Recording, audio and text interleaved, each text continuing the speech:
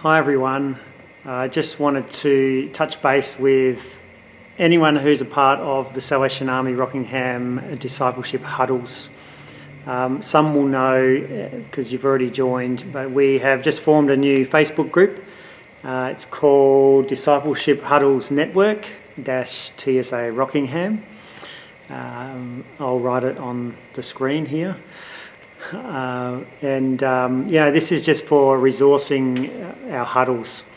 And so Chelsea and I, we really want to give more information online because we're not gathering so much every week. We're meeting once a month as a whole church.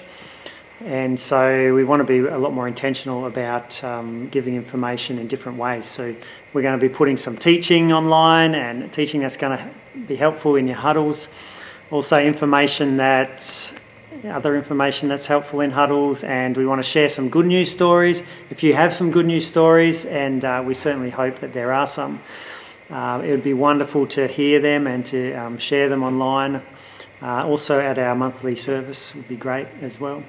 And also we want to share some mission opportunities with you through the Facebook page, and we're asking that you let people know about this page so that they, whoever huddles, can jump into the group, and we can inform them a lot more about what's happening in the church.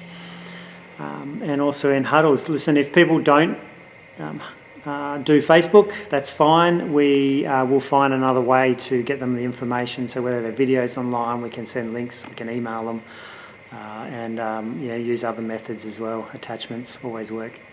I have a tip for you today, and the tip is this. In the discipleship huddle, we're trying to learn how to discern the ways of Jesus and how to put them into action in our lives. We're trying to learn discern and do. We want to be people who discern and do. It's very important as disciples to learn how to discern the ways of Jesus. This is what I've told the catalysts early on when we developed this structure of discipleship huddles. Catalysts are the leaders of the huddles, so everyone will have a catalyst. And I've said to them, as a catalyst, your primary task is not to teach biblical truths. Try to resist giving answers, but help people learn how to find answers for themselves. This is the discern part. Discerning the ways of Jesus so that we can be learners and understand Jesus' ways in the world. But it's not just about discerning. As we learn the ways of Jesus, we want to be people who are putting them into practice, into action in our lives. So we need to be discerners and doers. Discern and do. James chapter 1, in the Word, James chapter 1 verse 22 says, "Do not merely listen to the word and so deceive yourselves." Do what it says. There's something deceptive about just being a listener of the word and not putting it into action.